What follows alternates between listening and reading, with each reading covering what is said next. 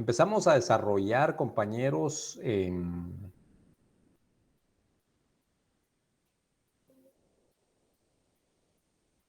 las modalidades y efecto de las obligaciones. Y empezamos a desarrollar obligaciones en relación a la naturaleza, obligación en relación al sujeto y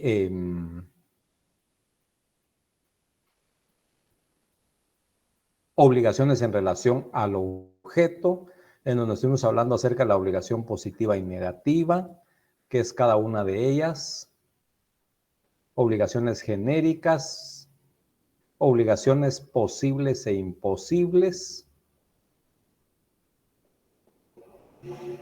facultativas, hablamos de divisibles, indivisibles.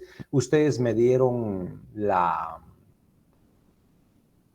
algunos ejemplos acerca de esto muy atinados. Recuerdo que ustedes hablaron acerca de cuando hablamos de una obligación indivisible, por ejemplo, que no podía hacerse en varias partes, y ustedes muy atinadamente dijeron, pues entonces en una subasta, venta en pública subasta.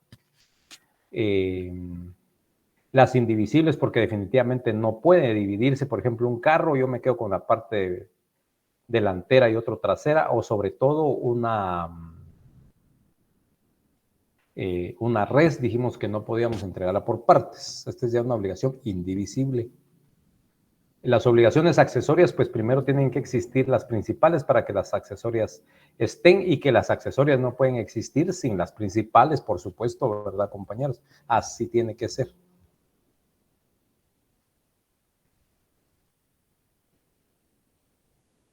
Hablamos de las obligaciones principales, obligaciones accesorias, y entonces nos fuimos encaminando o vamos encaminándonos, compañeros, a las obligaciones en relación a su desarrollo en el tiempo. Y dentro de las relaciones, las obligaciones, disculpen, obligaciones en relación a su desarrollo en el tiempo, estas obligaciones, como ustedes pueden ver, y esto ya lo hablamos en algunos temas anteriores, que el tiempo aquí es sumamente importante para determinar en qué momento inicia una obligación, en qué momento debe cumplirse o en qué momento no se cumplió. Por lo tanto, ese tiempo es de mucha importancia dentro del derecho de obligaciones. Entonces, siempre va a haber una proyección en el tiempo para poderse cumplir con un negocio jurídico. Dentro de estas tenemos las obligaciones instantáneas o de tracto único.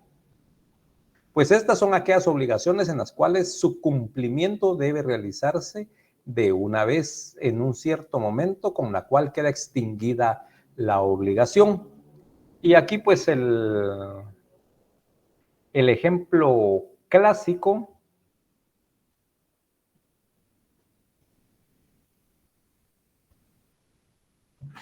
es la compraventa de una casa. Al contado, compraventa o de un bien inmueble al contado, que quiere decir que si la venta, el negocio se hizo en 1,000,000 de quetzales, pues entonces el negocio se va a hacer por 1,000,000 de quetzales, y el día que se celebra el negocio jurídico, cuando llegan con el notario para celebrar redactar y celebrar el negocio jurídico y crear esa obligación, en ese momento el vendedor va a entregar las escrituras de su casa.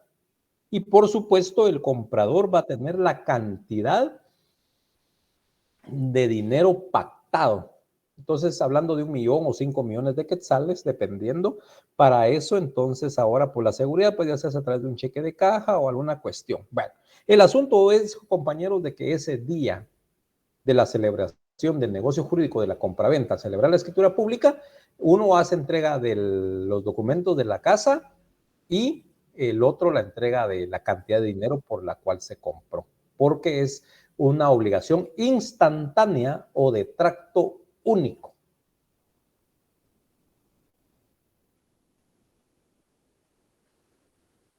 De igual manera, y por el otro lado tenemos las obligaciones continuas o de tracto sucesivo. Obligaciones continuas o de tracto sucesivo.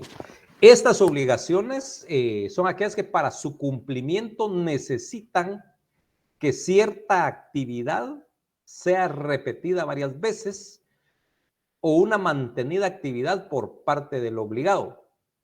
En este caso volvemos otra vez al mismo negocio que es la compraventa de un bien inmueble. Se celebra el negocio jurídico, pero en este caso va a ser una compraventa de bien inmueble a plazos. Entonces aquí pues una de las partes entrega la propiedad del inmueble, pero por supuesto con una condición que esto siempre se asegura a través de una hipoteca, porque el que compró, como no tiene la cantidad completa de, por ejemplo, 2 millones de quetzales, pues entonces hablamos de que entregó la cantidad de 500,000 y queda debiendo 1,500,000 quetzales. Y que van a ser pagaderos en, qué sé yo, mensualidades de 25,000 quetzales. Entonces van a haber cuotas de 25,000 quetzales hasta llegar a la totalidad de los 5 millones que vale la casa. Por lo tanto, entonces las obligaciones se llaman continuas o de tracto sucesivo.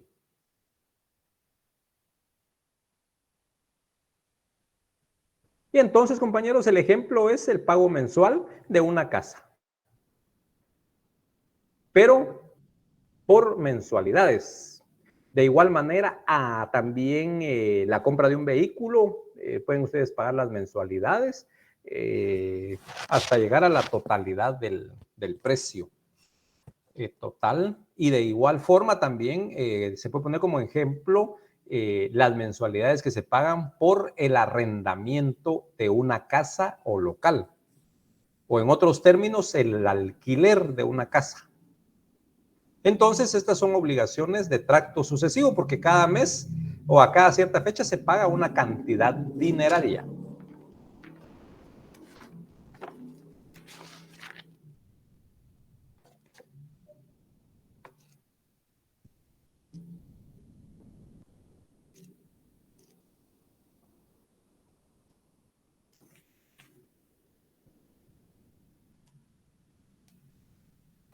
Esto como ejemplo podemos ver el artículo 1400 en estas obligaciones de continuas o de tracto sucesivo. Pueden ver el artículo 1402. En los pagos periódicos, la constancia de pago del último periodo hace presumir el pago de los anteriores, salvo prueba en contrario.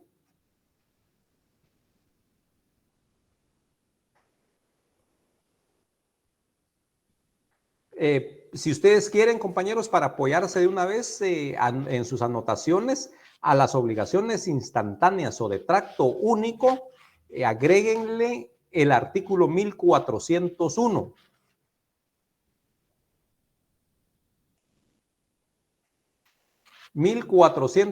Las obligaciones, el artículo reza de la siguiente forma: las obligaciones deben ser ejecutadas sin demora, tracto único, a no ser que circunstancias relativas a su naturaleza, modo, lugar fijado para el cumplimiento impliquen la necesidad de un plazo que fijará el juez, prudencialmente si no estuviera señalado por la ley. Si las partes hubieran señalado plazo, el plazo debe ser hecho el día de su vencimiento. Como pueden ver en el 1401, entonces se reúne, habla de, en primer lugar, exacto, así es, compañero. Ajá. En el 1401 las obligaciones deben ser ejecutadas sin demora. Entonces aquí estamos hablando de tracto único o obligación instantánea.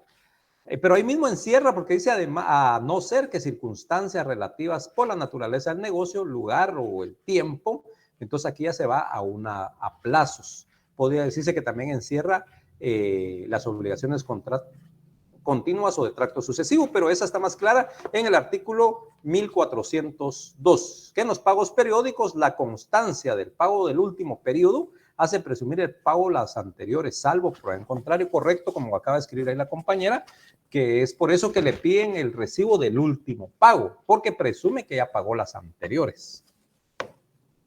Hay que tener cuidado con eso.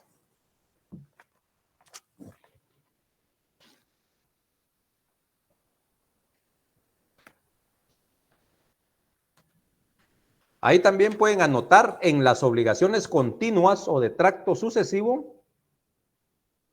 ¿Correcto, compañera? Un crédito es una obligación de tracto sucesivo. ¿Correcto?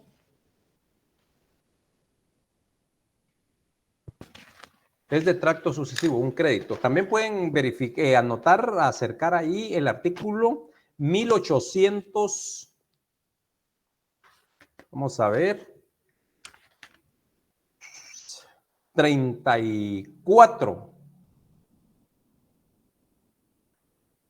Muy bien. Correcto, compañera. Eso. De ahí empieza, del artículo 1834. Si ustedes bien leen ese capítulo 4, dice compraventa por abonos, con o sin reserva de dominio. Es válida la venta en pacto de reserva del dominio mientras el comprador no pague totalmente el precio o no se realice la condición a que las partes sujetan la consumación del contrato. Quiere decir, compañeros, cuando dice a reserva de dominio, la venta en pacto, es válida la venta en pacto de reserva de dominio. ¿Qué quiere decir esto, compañeros? Que se puede vender una casa, pero el vendedor se reserva el dominio de la misma mientras el otro no termine de cancelar la totalidad de la casa.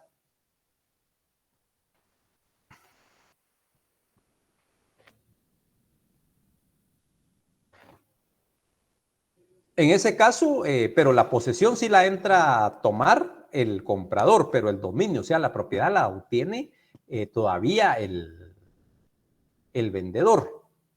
Ahora ha cambiado también, hay otra modalidad en este caso, por ejemplo, con hipoteca, con garantía hipoteca, una compraventa con garantía hipotecaria, de una vez pasa el dominio a favor, ahí sí que dominio y posesión a favor del comprador, pero con el candado que es la hipoteca.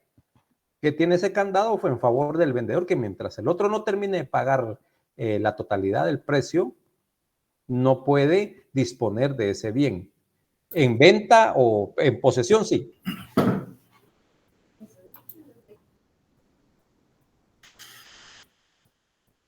Sí, José. Gracias, licenciado. Buenas noches. Fíjese que al respecto, qué interesante es la clase, porque fíjese que sucede que mi amigo compró, ya pagó los derechos de un condominio, no lo ha terminado de cancelar. Sin embargo, fíjese que el compañero, el amigo, ya se atrasó la entrega desde el año pasado. Entonces, un compañero que sabe de leyes le comentó, mira, le dijo, en este caso le dijo, hay que utilizar el pacta sunt servanda, le dijo. ¿Qué significa? Los contratos están para cumplirse. Correcto. Es uno de los principios más importantes en derecho civil. Entonces, estábamos platicando de eso en una plática, en un almuerzo.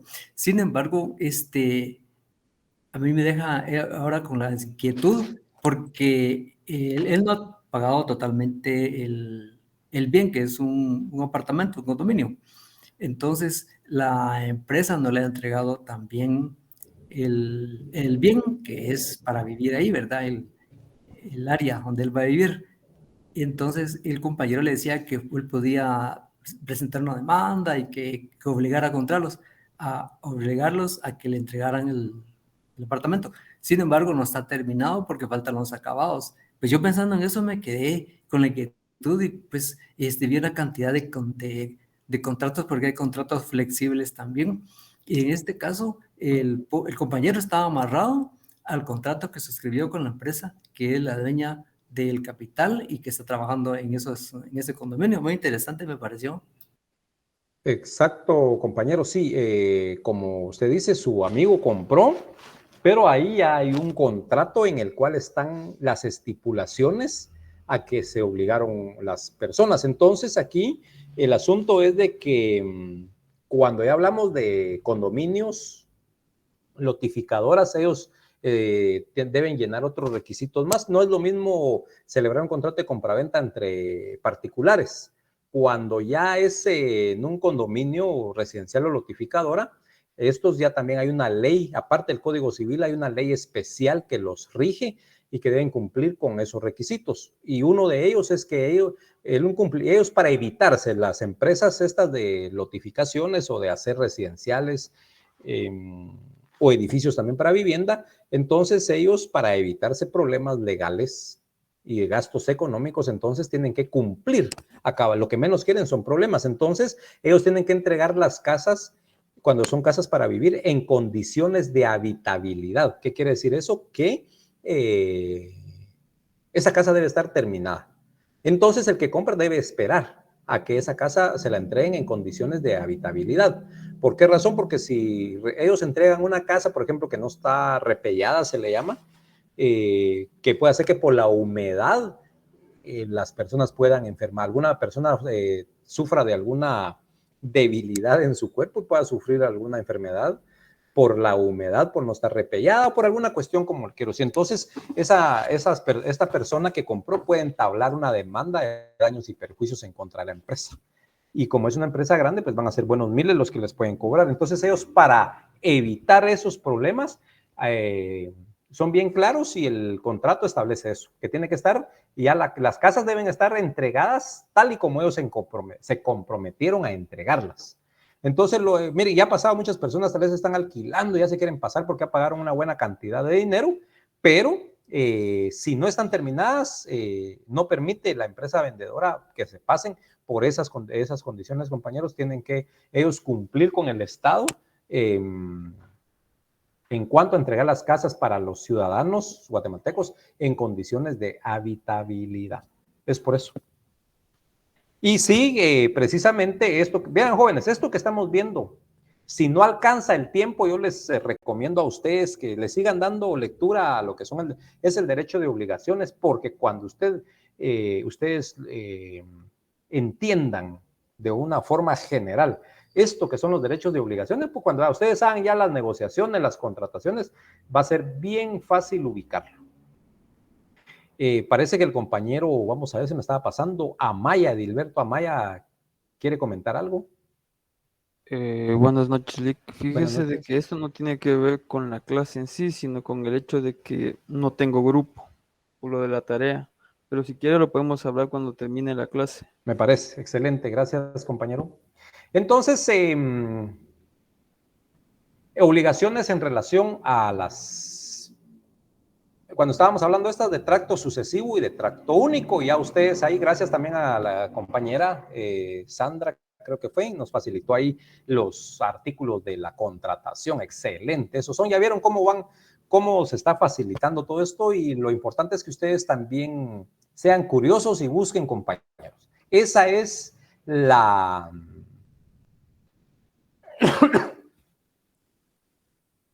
forma de aprender y de encontrarle solución a las cosas. No todo proceso, compañeros, va a ser igual.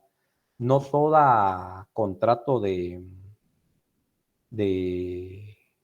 compraventa va a ser igual. Siempre va a haber algo, compañeros, que va a ser distinto. Igual en materia penal, en materia, por darles ejemplos, estamos hablando de las más principales, civil y penal.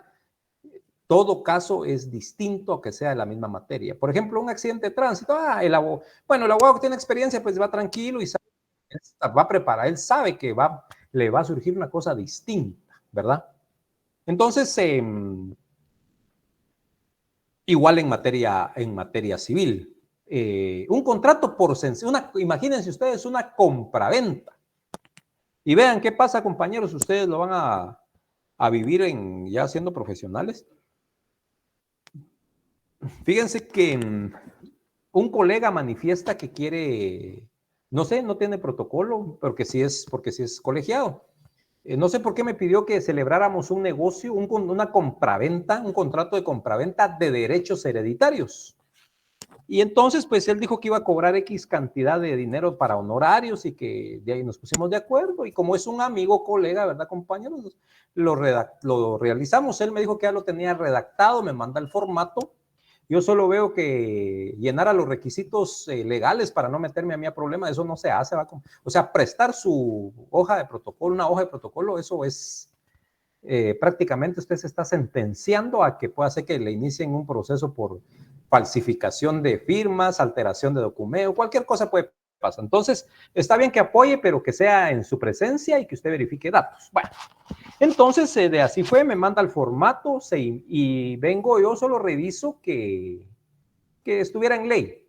No le puse mayor atención porque lo estaba haciendo un abogado. Imprimo en hoja de protocolo y nos ponemos de acuerdo para el día que se tenía la reunión con las personas firmantes y nos fuimos, hasta me vinieron a traer en el carro, en su carro y me llevaron, porque la señora que iba a firmar sí estaba pues con una fractura en una rodilla, por lo tanto le costaba movilizarse, por lo tanto llegamos a su casa. El asunto es que al estar ahí, una de las personas que iba a firmar lee la escritura y se da cuenta que los datos de una finca estaban mal escritos, eran erróneos, estaba equivocado. Bueno, pues ese era un error y se dirigían a él, ¿verdad? Porque lo conocían. Entonces yo prácticamente pues también miraba al otro abogado zafando bulto, decimos en cuestión en costumbre chapina, ¿verdad, compañeros?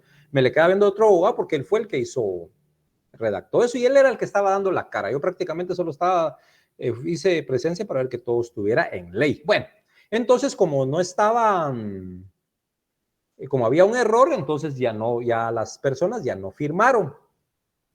Ya nadie firmó. Vamos a ver cómo está un poquito el notariado. ¿Qué debo hacer yo con esa hoja de protocolo, compañeros? Con esa escritura, perdón. Como se dice, fue impresa en la hoja de protocolo, pero ya no me firmaron los otorgantes. ¿Qué debe hacer el notario? Buenas noches, licenciado. Se debe cancelar la escritura al final y posterior a eso entregar en el archivo de protocolo el aviso de cancelación de esa escritura. Muy bien, Sergio. Y compañero también que escribió por ahí. Muy bien. Excelente, así está bien, muy bien. Correcto, compañeros. Entonces, fíjense que aquí, como no me firmó, se recuerdan, yo eso en las primeras clases pregunté quién eran los otorgantes y la gran mayoría de ustedes, eso me contenta, que eso de ustedes ya lo traen, pues es su esmero, su trabajo, su sacrificio. La mayoría de ustedes me dijeron que los otorgantes eran las personas solo las que celebran el negocio jurídico, porque el notario es el autorizante, pero los otorgantes son las personas. Entonces, gracias compañera Diana, solo que no es anularla, sino es como lo manifestó Sergio Armando y el otro compañero que me escribió también, se me escapó el nombre. Vea compañera, no es anularla. Vean pues, en materia, pero gracias por su participación y así es como vamos aclarando las dudas, compañeros. Fíjense que notarial, el derecho civil y más todavía notariado es muy formalista totalmente. Entonces tenemos que saber incluso hablar o decir las cosas como lo establece el Código de Notariado. Entonces no podemos, porque anular es que la tenemos que anular, pero de acuerdo al Código de Notariado no ha nacido nada a la vida jurídica para anular.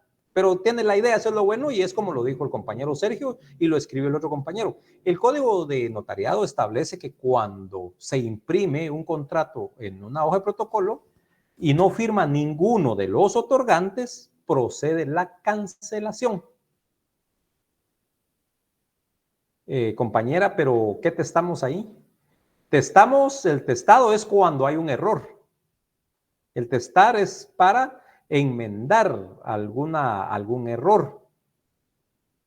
Es que usted está bien, ya le entendí.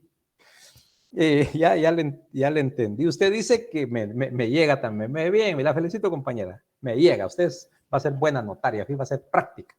Ya le entendí. Usted me está, como ahorita yo ya hablé que ya, miren, pues está bien lo que me dijo y es buena salida, pero ubíquese en lo que yo dije, ya no, o sea, legalmente, ¿qué hacemos? Ya no firmaron. Ojo, tengan cuidado, pues, compañeros, ¿sabes? Ustedes a veces tal vez se molestan con las preguntas o que yo no contesté bien, pero vea qué me escribió la compañera. ¿Y qué estaba yo preguntando? Yo dije, no firmaron los otorgantes. ¿Qué debo hacer? Ojo con la pregunta, es bien puntual, compañeros. Y qué bueno que la compañera hizo el comentario, porque de esto también ustedes van a ponerse pilas para saber qué responder de acuerdo a qué les están preguntando. Yo pregunté ahora, en este momento pregunté, se imprimió y ya no firmó ningún otorgante. ¿Qué debo hacer? Esa es la pregunta. Y dos compañeros atinadamente dijeron, hay que cancelarla. Entonces, como lo respondió la otra compañera que me escribió testarlo, pues no procede, ¿verdad? Porque testar es cuando se comete un error.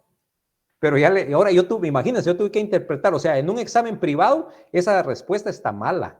O en cualquier examen, ¿verdad, compañero? Está malo. Pero yo tuve que interpretar, ya le entendí a ella. Ella me imagino, Luz, ahí por favor me rectifica si estoy mal, interpreto.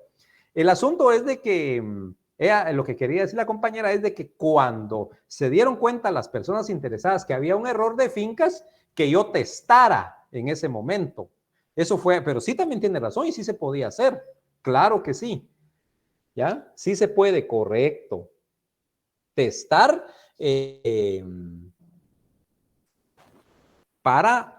porque lo permite el código notariado para enmendar ese error. Entonces, se testa, ¿verdad, compañeros? Testado, se le pone una línea encima a las fincas que no eran y arribita ahí se escribe a mano, o los que tienen máquina que son pilas para hacerlo tecnológicamente, digitalmente, le escriben el número correcto. Pues hasta abajo, antes de firmar testado, los números tales de finca, folio y libro tal y tal, omítase, ¿verdad? Entre líneas, tal y tal y tal, léase. Y se solventaba y ya firmaban las demás personas. Excelente. Pero era un montón de cosas y íbamos a hacer una chambonería en eso. Entonces yo preferí que mejor, como nos dimos cuenta a tiempo, mejor que no firmaran y se hiciera otra escritura. Imagínense si testar allá no está en su oficina, no es lo mismo que usted está en su oficina, pues ahí tiene un lapicero con punta bien fina y lo hace bien elegante, ¿verdad? Porque su protocolo es la carta de presentación. Entonces, pero sí tiene razón la compañera, podía testarse, pero eso era antes, perfecto, y evitaba cancelar, ella me tenía que hacer esa explicación. A lo que yo estaba preguntando al final, ¿qué se hacía? Era cancelar, pero muy bien, compañera, también lo que usted me dijo, una salida muy técnica, perfecto, y valedera, pues está en el código notariado. La compañera Francisca, por favor. Buenas noches, Lick. Ya con lo que usted habló me quedó claro, por eso bajé la mano, gracias. Ok, perfecto. Luz. Sí, licenciada, yo le puse lo de testar. Es que mire, yo soy criminalista y trabajo en el Ministerio Público. Excelente. Entonces, nosotros trabajamos, bueno, a veces tenemos que recibir las cadenas de custodia, pero los auxiliares, los que ya están graduados, cuando se confunden, siempre todo lo testan. Por eso pregunté, porque a nosotros en realidad no nos gusta porque es una cadena de custodia y todo, pero como ellos, lo que usted dice, como ellos dicen que testar porque lo notariado y todo, entonces por eso pensé que era una opción. Ok, excelente, Luz. No, y de hecho no es una opción, es factible, es permitido por el Código Notariado, sí se puede. Y entonces sí se puede, lo único que precisamente lo que usted acaba de decir, pues no se ve, primero no es sí lo permite la ley por alguna emergencia, ¿verdad, compañeros? Que es necesario y tiene emergencia y se puede, y si la ley lo permite y hay espacio para testar, hay que hacerlo, ¿verdad? Pero en este caso, como les digo, no. Y en el caso y sí, por ejemplo, como que dice la compañera, en cuanto al MP, pues el abogado defensor, después ya cuando ese proceso ya está ante un juzgado, se puede redarguir de nulidad. No, ojo, estoy hablando mal. Miren, pues hasta los términos. Redarguir de nulidad es en materia civil, es en procesal civil. En el caso de la compañera que trabaja en el MP, también la defensa se puede oponer o a solicitarle, ahí está, esa es la palabra. Vean, pues miren cómo al final el efecto final es el mismo, digan ustedes, pero cómo decirlo, tiene que hacerlo en sus términos. Por ejemplo, en materia civil podemos redarguir de nulidad un documento. En caso penal, por lo que está hablando la compañera Luz, el abogado, nosotros como abogados defensores venimos y solicitamos en un debate que al documento tal y tal no se le dé valor probatorio. Ese es el término. Y ahí sí que me corrija la compañera Luz. Entonces, en debate sí podemos, en materia penal podemos pedir que no se le dé valor probatorio a dicho documento en virtud que fue alterado. Esa es la diferencia en materia penal. Ahora, lo que claramente manifestó Luz y lo que estamos hablando, así es, notariado es muy exacto, ¿verdad que sí, compañera? Notariado es muy formal. Y en el caso de penal, no, por eso es que los los que trabajan para el MP, que ya son graduados, ellos testan, porque esa es lo que tiene el derecho penal, que es informal. Fíjense ustedes que en el caso, igual, yo por estar mentalizado en lo que es materia, estamos en materia notarial y civil, que todo es formalista, cuando hago un memorial que va para el MP, ahora ya pues ya aprendí. Yo en un memorial para el MP lo hacía por ejemplo, un memorial de devolución de vehículo. Un memorial de devolución de vehículo para el MP. En notariado, por ahí está el artículo que dice que todo debe ser en letras. En letras. Ahora, si usted le quiere poner, por ejemplo, vamos a ver. La placa de la motocicleta, la placa M0133, por ejemplo.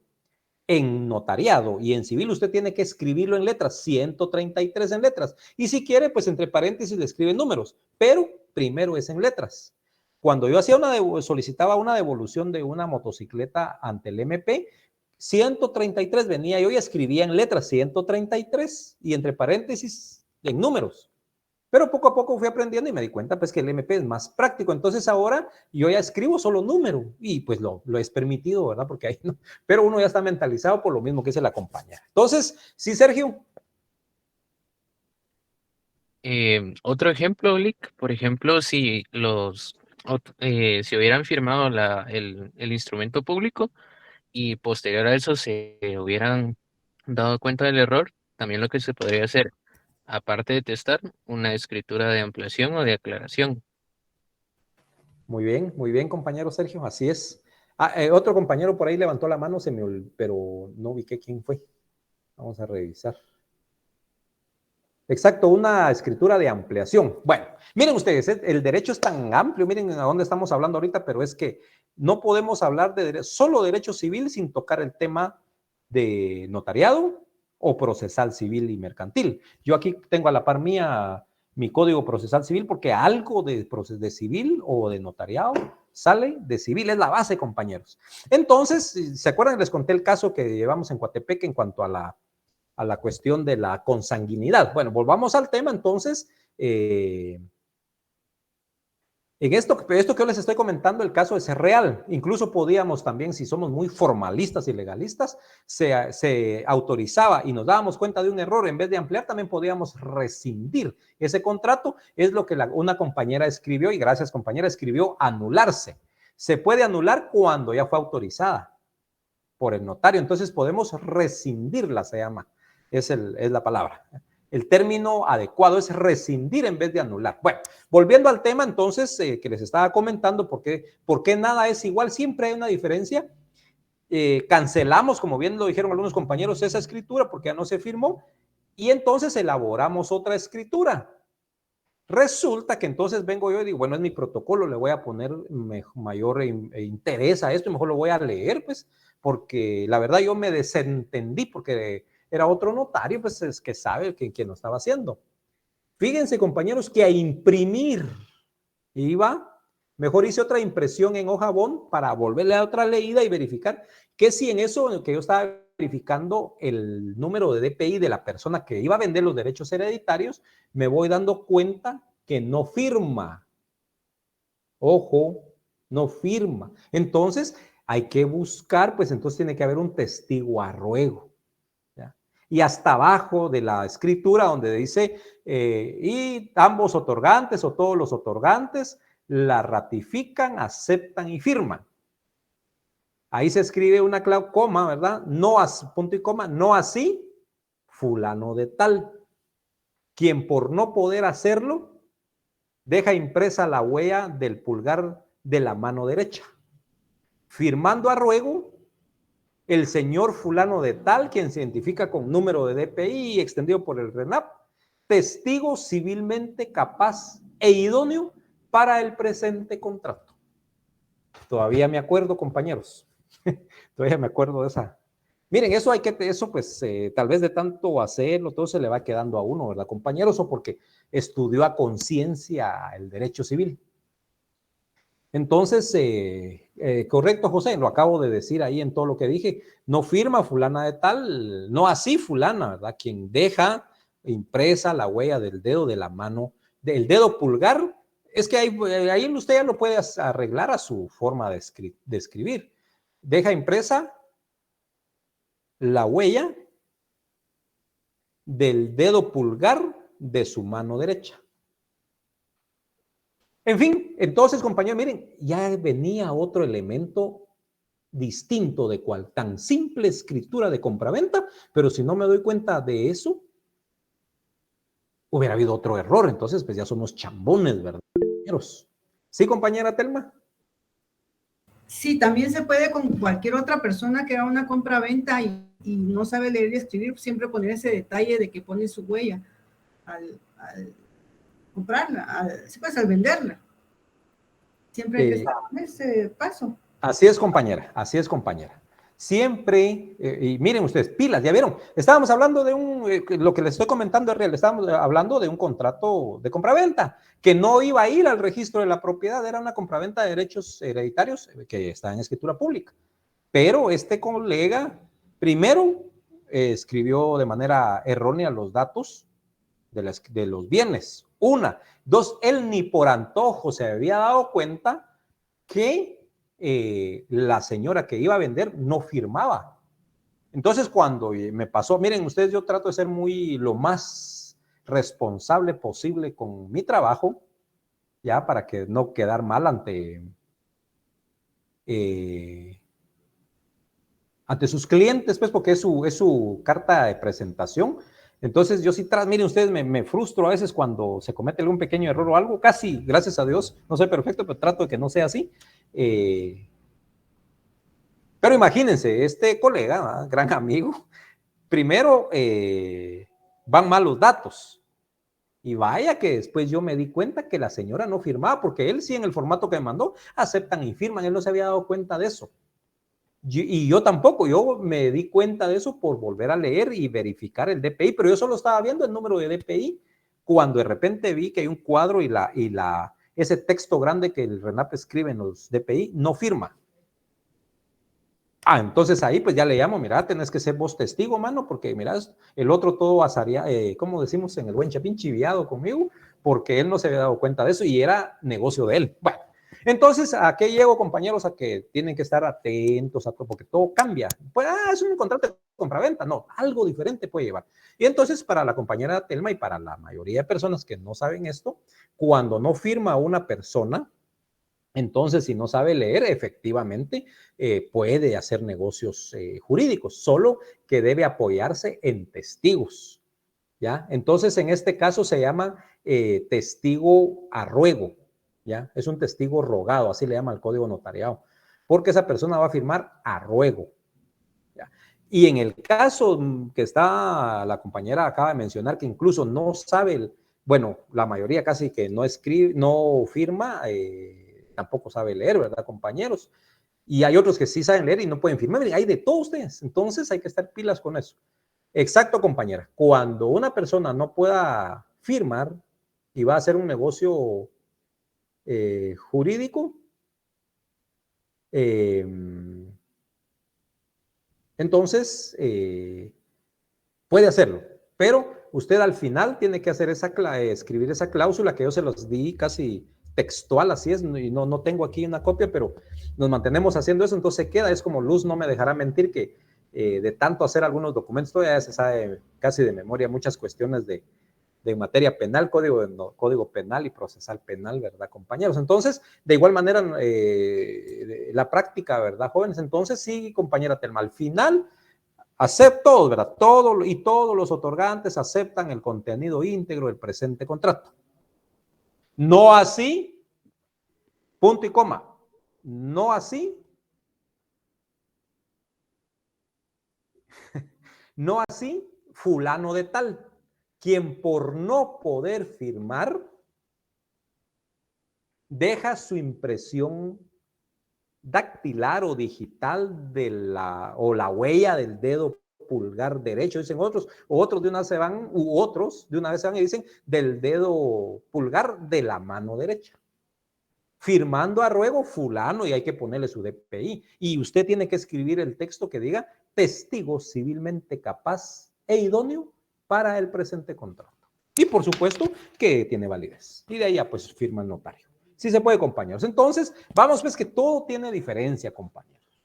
Vamos a ver, son las 20:03. La obligación es en relación a las partes. Obligaciones en relación a las partes. Se recuerdan que también de esto hablamos, de que lo natural, lo que realmente conocemos es cuando se hace un negocio jurídico entre dos personas, el que vende, el que da y el que va a entregar, ¿verdad? Bueno, el que entrega y el que recibe, ¿verdad, compañeros? Una sola persona nada más. Perdón, dos personas, el que entrega y el que recibe. Únicamente eso es lo que comúnmente sabemos. Yo voy a comprar una casa, independientemente si es una persona particular, va a ser solo él el dueño. Va a ser ante una notificadora, va a ser una sociedad anónima. O sea, prácticamente vamos a estar uno de un lado y el otro del otro lado. Nada más. Por ahí en una película mexicana que la vi precisamente por el derecho y por la situación política que estamos viviendo tanto México como Guatemala, me reía y aprendiendo un montón de cosas. Había alguien que decía una parte, yo no sé, me imagino que alguno de ustedes la vio, una película mexicana de época, ¿verdad? De la vida diaria y social, tanto México como Guatemala, pero un personaje y bien hecho decía, aparte es una cosa y aparte es otra cosa. Entonces, de igual manera, en este caso, pues, entonces vamos a tener a una persona del lado del acreedor y otro del lado del deudor, ¿verdad? Uno va a dar y el otro va a recibir. En este chiste que estoy haciendo de lo mexicano, pues no decía nada, la parte es una cosa y aparte es otra cosa de igual. Bueno, entonces, compañeros, en cuanto a esto estamos hablando que lo natural, lo normal sería eso, unas obligaciones en relación a las partes, que en clases anteriores dimos una antecedente de esta situación, que debe ser solo acreedor y deudor. Y por lo tanto, entonces estas obligaciones se van a dividir en obligaciones unilaterales y obligaciones bilaterales o recíprocas. En las obligaciones unilaterales son aquellas obligaciones en las que el sujeto activo únicamente será sujeto activo y el pasivo únicamente pasivo, sin existir entre cruce de prestaciones. Ejemplo, el contrato gratuito de depósito. Solo antes de eso, compañeros, como decía Luz, la compañera Luz, de hecho igual a mí me apasiona el derecho penal y de hecho, fíjense ustedes que trabajo un poco más, creo yo, penal o ambas cosas, pero es bonito. Y yo creo que ya comenté que a mí me costó ganar la fase privada. La primera vez la perdí porque me puse nervioso y la segunda vez perdí, ¿saben por qué? Porque demostré que sabía un poquito. Fíjense ustedes qué tremendo eso. Entonces, en la tercera oportunidad logré yo ganar la fase privada. Entonces me tuve que leer 3 veces el Código de Notariado Civil y sus leyes conexas. Entonces pueden imaginar ustedes todo eso. Y ahí fue donde me terminó gustando el derecho civil. Es bien bonito. Bueno, entonces, pero una compañera, alguien mencionó que cuando estábamos hablando del testigo, por lo que preguntaba compañera Telma, Gracias. Resulta que también dice para cuando apertura una cuenta, alguien que no sabe leer, efectivamente ya lo mencionó. Entonces no hay ningún problema. Le piden a la persona que lleve un testigo para que aperture su cuenta bancaria. ¿Sí, compañera Telma? Sí, fíjese, precisamente hay mi amiga que va a hacer una compra-venta con su mamá, pero su mamá está malita, ya no puede, está mala, ¿verdad? Está en una fase mala, entonces ella no puede escribir. En ese caso, ella tendría que buscar un testigo, ¿verdad? Porque ella ya no puede escribir, ya está muy mala, pero le va a dejar a su hija, van a hacer ese negocio de compra-venta para dejarle la casa a ella, ¿verdad? En esa situación está. Entonces ahí ella necesitaría el testigo y que el abogado que le haga la escritura haga ese proceso, a de detallar bien que ella no puede firmar, algo así, me imagino. Correcto, compañera. Solo que aquí, vea, pues miren qué bonito es el derecho. Ahora, sí, compañera Sandra, sí, claro, por eso le comentaba que cuando yo estaba leyendo en el DPI, el número, yo solo me estaba percatando del número de DPI, pero de repente seguí leyendo los datos personales de esta persona y abajo decía no firma. Entonces cuando dijo no firma, pues entonces sabía que no sabía firmar. Bueno, no sé a qué se está refiriendo la compañera o a lo que acaba de hablar la compañera Telma, que para ahí voy yo ahorita a hablarlo de la compañera Telma. Vea pues, compañera. Fíjese que aquí, por eso les dije como el derecho hay que saber, hay que estar bien pilas, compañeros. Y usted no se ponga así como, la tengo que leer todo esto o no le entiendo. No, hombre, léalo y déjelo, aunque no lo entienda, vuelva a llegar otra vez y déle lectura y se va a dar cuenta y ahí va a ir encontrando. Gracias, Sandra. Sí, ahorita voy a eso. Por eso dije que era bien correcto, Sandra. Muy bien. Vean, pues, a lo que por la hora mejor le entramos de una vez. Fíjese, compañera Telma, que aquí usted, y gracias por ese... podríamos decir ejemplo, pero es algo real que va a suceder más adelante, creo yo. Aquí, miren, ella le puso otro ingrediente a esta ensalada. Yo le digo el mar del derecho porque es tan amplio, compañeros, y nunca terminamos de aprender. Voy a terminar con una anécdota que me pasó siempre en materia penal, ahí sí se va a poner contenta Luz. Pero vamos a lo de Telma. La compañera Telma dice que hay una persona que quiere dejarle o ya para trasladarle la propiedad a sus hijos. Entonces, pero que ella está malita y no puede firmar. Ojo, y con lo que la compañera escribió. Ojo, mucho ojo aquí. Aquí ya no podemos, aquí la persona ya no puede ser testigo a ruego. ¿Por qué razón? Porque si en su DPI establece que firma esa persona, no podemos escribir entonces, no podemos utilizar un testigo a ruego. Aquí lo que se tiene que hacer es que esta persona, que me imagino tal vez por alguna enfermedad, ella ya no está en condiciones de firmar. Entonces aquí se le complica la situación a las hermanas. Luz Noriega me llega, Luz está enfocada en penal, pero todavía no vamos a penal. Vean pues, aquí tienen que iniciar antes de poder trasladar los bienes, si se puede y tienen que hacerlo lo más pronto posible, tienen que iniciar un procedimiento ante un juez de instancia civil para que declare en estado de incapacidad, ya sea temporal, porque puede hacerse temporal o permanente, de esa persona y se nombre a un representante legal. Ahora bien, ¿por qué Luz habló del INASIF? Porque precisamente este juez de instancia civil, ojo Luz, póngase, pero está bien, esta persona, este juez de instancia civil tiene que ampararse en algo para emitir una resolución. ¿Y qué va a hacer eso? Por supuesto que le van a pedir al Instituto Nacional de Ciencias Forenses, INASIF, que vaya a examinar a esa persona y determine si efectivamente ella ya no está en condiciones ya no está en el libre ejercicio de sus capacidades volitivas. En base a eso, incluso también las personas interesadas pueden proponer a un experto, a un médico, para que determine esto. Entonces ya el juez de instancia civil, apoyado, ojo, porque los interesados pueden proponer a su experto, al médico, y que haga el informe, la analice, la examine y emita su informe y le diga al juez, efectivamente, la señora fulana de tal ya no está en condiciones.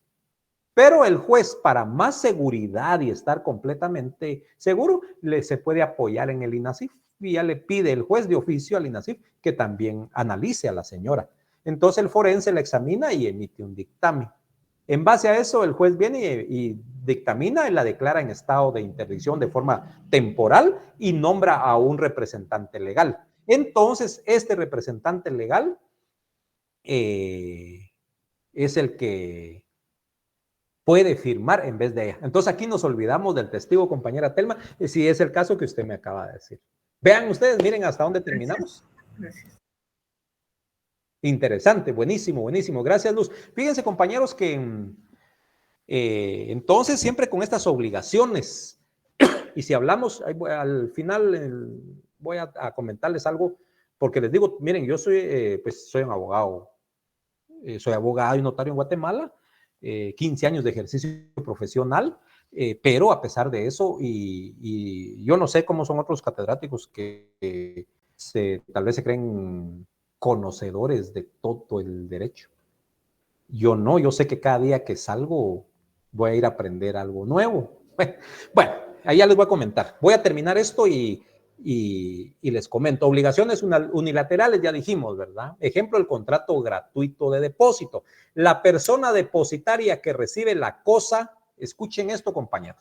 Obligaciones naturales. Me voy a quedar con las obligaciones naturales, pero bien explicado.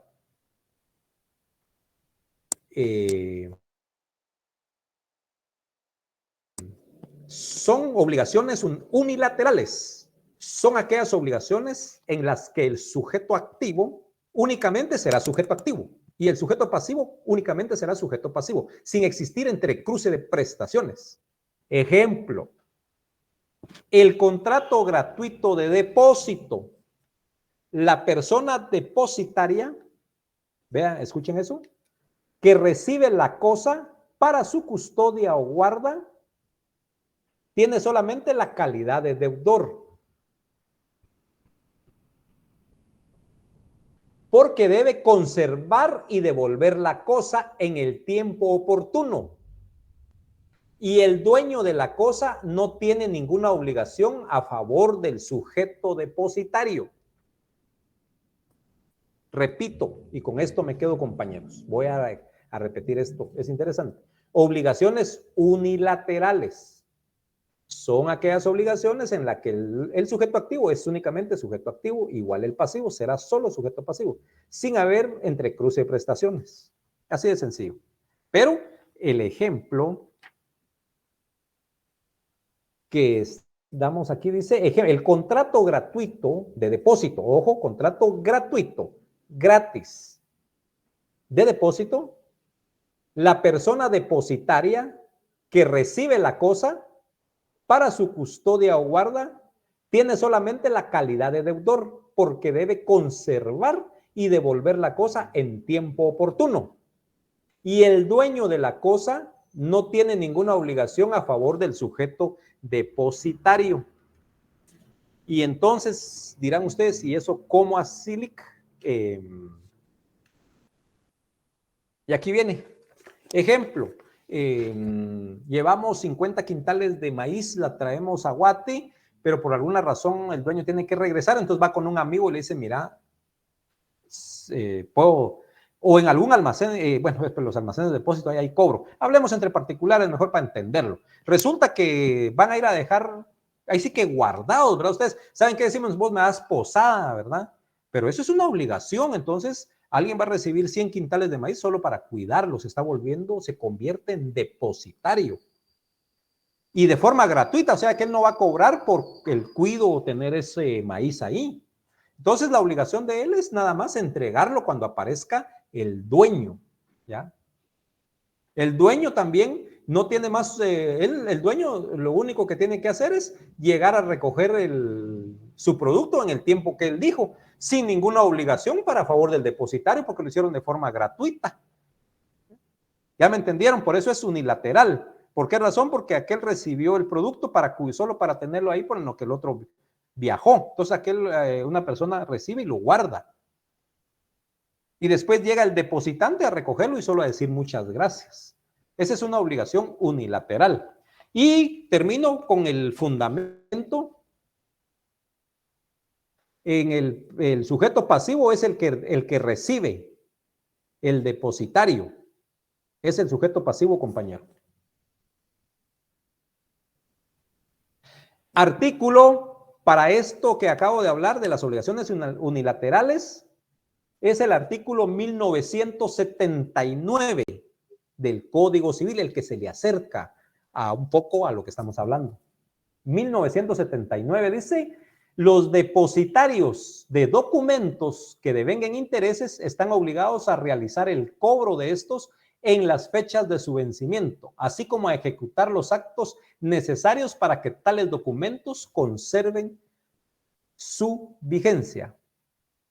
También puede ser una albacea, Francisco.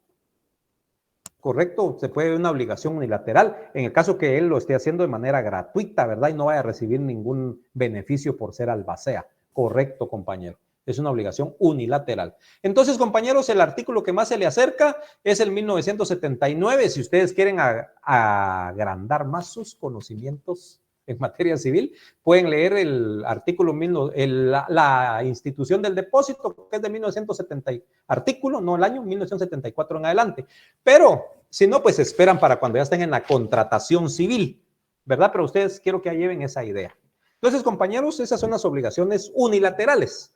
Y las obligaciones bilaterales, con esto termino, porque esto sí es más práctico, esto se celebra todos los días. Vamos a ver, compañero Daniel, 1974, ¿de cuál estamos hablando?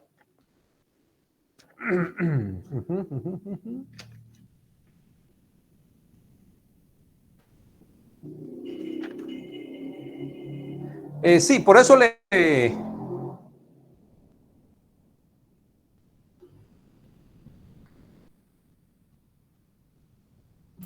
Buenas noches, Lick.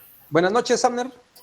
Fíjense que estoy leyendo el 74 que dice el compañero y sí le pega bastante a lo que usted nos acaba de explicar, Lick. Exacto, por eso le dije que desde el 1974 y toda la institución del depósito se lo pueden leer si quieren ampliar más acerca de esto. ¿Estamos bien? Perfecto. Muy bien, Lick. Ahí estamos. Ok, entonces, compañeros, para terminar la clase, las obligaciones bilaterales o recíprocas son aquellas obligaciones en las cuales las personas que intervienen en una obligación creándolas tienen la calidad de acreedor y de deudor. Ejemplo, contrato de suministro, ojo con esto, obligaciones bilaterales o recíprocas. Son aquellas obligaciones en las cuales las personas que intervienen en una obligación creándolas tienen la calidad de acreedor y de deudor. Ejemplo, contrato de suministro de energía eléctrica. Esto ya no lo voy a explicar, quiero que ustedes lo analicen y el día jueves en clase me van a dar sus opiniones. ¿Por qué razón? Obligaciones bilaterales o recíprocas son aquellas obligaciones en las cuales, repito, las personas que intervienen en una obligación creándolas tienen la calidad de acreedor y deudor. Contrato de suministro de energía eléctrica, por ejemplo. Gracias, compañera. Entonces, ¿por qué, en qué momento el acreedor se convierte en deudor y el deudor se convierte en acreedor? Ahí me lo comentan la otra semana. Eso está, la otra semana, ¿verdad? El jueves. Eso está bien fácil, compañero. Entonces, ahí nos quedamos. La siguiente... sí puede ser, Francisco, solo que ahí tenemos que agregar otras cuestiones que lo vamos a platicar la otra semana. Y después de terminar la opinión que ustedes me den, sus comentarios, vamos a hablar de las obligaciones en relación a las modalidades del vínculo. Y ahí nos vamos. Bueno, ahora bien, con eso termino, algo que pasó, algo real. Fíjense ustedes que, por ejemplo, en materia penal, a la hora de presentar a una persona que tiene orden de captura y todo, pues yo en mi tiempo de ejercicio, vean pues cómo son las cosas. Ahorita sí creo que Lucy está conectada, está ahí con todo, escuchando. No, por favor, eso es para todos, compañeros, porque es parte de la experiencia y su formación profesional de trabajo. Resulta que, correcto, compañero, cuando presentamos a una persona que tiene orden de captura, nosotros lo presentábamos al juzgado o hablábamos con el secretario y le decíamos que fulano tenía orden de captura y queríamos presentarlo para su primera declaración. ¿Esto para qué se hace, compañeros, cuando lo contratan? Para evitar de que a él vaya manejando o haya un retén los policías y a la hora de identificarlo, tiene orden de captura, se lo van a llevar preso, lo van a dar una carceleta, se va a estar 24, 48, 72 horas preso en lo que pasa su primera declaración. Entonces, usted como buen abogado, al saber que tiene orden de captura a su cliente, por supuesto, usted tiene que explicarle todas los pros y contras, que hay posibilidades de que se pueda quedar detenido, que no le den su libertad bajo medida sustitutiva. Usted tiene que aclarar, pero que hay bastantes posibilidades de que sí salga porque está colaborando. Bueno, pero quiero agregar, compañeros, que yo siempre, porque así lo aprendí con mi mentor, que es un buen abogado, excelente abogado, el señor, sigue todavía ejerciendo el derecho penal. Lo aprendí, entonces cuando yo trabajé con él, llevábamos casos a la hora que había una orden de captura, lo presentábamos y así se llevaba a cabo. Ya estando yo trabajando ya solo, pues también lo mismo, a la hora de ver a una persona con orden de captura y él quería también, ¿verdad? Lo presentamos y así se hacía. Pero resulta que, no voy a decir el juzgado, puede ser que aquí esté estudiando un oficial. Resulta que en un juzgado de instancia penal en Torre de Tribunales, igual tengo a un cliente que tiene orden de captura. Resulta que me contratan y me voy pues al juzgado porque iba yo todo seguro de que iba a presentar a mi cliente. Entonces, cuando llego a hablar con los oficiales, todos los pedí hablar con el secretario. Me preguntaron para qué, cuál era el expediente. Bueno, manifesté que era, ¿no? ¿Y para qué? De una vez porque ya sabía a qué iba. Entonces se va y regresa y me dice, mire, que el secretario, fíjese que el secretario me dice que verbalmente no, que presente su memorial. Resulta, compañeros, que a la hora de revisar el Código Procesal Penal, entonces me encuentro con que el artículo dice presentación espontánea. Que cuando una persona se considere que se encuentra bajo investigación, puede presentarse, pero fíjense que el Código Procesal Penal establece que al Ministerio Público. Entonces, ¿qué hice yo? Porque tenía que poner mi fundamento de derecho. Entonces vengo, hago un memorial sencillo, ¿verdad, compañero? Fundamento de derecho que cuando una persona considera que se encuentra bajo una investigación, puede presentarse ante la autoridad y solo puntos suspensivos. No puse que al MP, pero por supuesto, en un juzgado se la saben todas, pues de memoria, ya va su trabajo. Me resuelve y me notifica al juzgado que no al lugar en virtud que no es la vía. Vuelvo a ir otra vez eso fue en noviembre, diciembre, vuelvo a ir ahorita en enero, febrero, al juzgado porque yo quería pues que me recibieran, estaban violentando su derecho del debido proceso a la persona. A ustedes voy al juzgado y me vuelven a decir que no. Entonces ya entendiéndole, Lic, o sea que tengo que hacer mi petición al MP, sí, Lic, me dijeron. Fíjense, entonces, ¿qué hago? Enderezco otra vez el memorial y lo presento ante la Fiscalía Especial que está llevando el caso que estamos viendo, ante la agente fiscal. Fíjense. Y entonces, imagínense, tengo casi 15 años de ejercer y hasta hoy tuve que hacer el memorial dirigido. Bueno, nunca había hecho un memorial para esa situación porque no me lo pedían. Entonces, pero hoy se hizo tal como lo establece la ley. Al final hoy me estaba riendo porque hoy me llegó la notificación al casillero electrónico en donde el juzgado ya me señaló fecha de audiencia para el 5 de mayo de primera declaración de fulano de tal. Miren pues cómo son las cosas tan fáciles, ¿verdad? Yo me estaba enojando porque el juzgado no me quería atender como acostumbrado. Hago mi memorial, lo presento a la agente fiscal y ella muy responsable, como todos, vinieron y hizo la petición ante el juzgado. Vio que llenaba los requisitos lo que le presenté, ella ya hizo la petición ante el juzgado y ahora el juzgado me notifica que hay audiencia. Ese es el procedimiento legal, pero nosotros por costumbre, miren, pues yo no sé si a veces son los tribunales que por celeridad, bueno, ya lo trajeron, entonces ¿para qué vamos a seguir esperando? Ya está, hagámoslo. Entonces como que es una mala práctica, le han enseñado a uno así o uno los ha hecho a ellos así, en fin, o de ambas formas. Y por eso es de que yo siempre había presentado tal vez unas 30 y cuántas personas, siempre lo había hecho porque dice presentación espontánea. Entonces hablábamos con el secretario qué día podíamos presentarlo y coordinar con el MP para que estuviera. Pero si leemos atinadamente el proyecto, como así lo hicieron, así se hacía, entonces yo ya no me percataba en estar leyendo el código, pues vamos a la práctica, esto es celeridad y lo hacíamos ante el juzgado. Pero hoy no. Hoy hubo un juzgado que es muy cumplidor muy respetuoso de la ley. Entonces ya cuando leí bien, o tal vez ya cuando leí yo ya sabía que así era, pues, pero me resolvían de otra forma. Entonces tuve que enderezar mi memorial ante el MP y el MP ante el juzgado. Ese es el procedimiento legal y que hoy pues ya lo hicimos como debe ser. Es una experiencia también de vida, compañeros, así que todos los días aprendemos. Así es que buenas noches a todos. Para el compañero que no tiene grupo, por favor, comunicarse con el auxiliar y todos los que no tienen grupo, por favor, y porque se va a pasar el tiempo, a más tardar hoy o mañana, todos los que no, escuchen esto, compañeros, porque hay uno se manifestó que no tiene grupo. Si hay otros más, por favor, anúnciese con mi auxiliar que no tienen grupo, porque solo hoy y mañana damos la oportunidad de ver qué hacemos. Con el compañero que quiere, ¿cómo se llama esto? Revisión, por favor, si ya le anunció a él, repítale otra vez que usted me lo dijo en clase para que él me lo recalque y vamos a ver.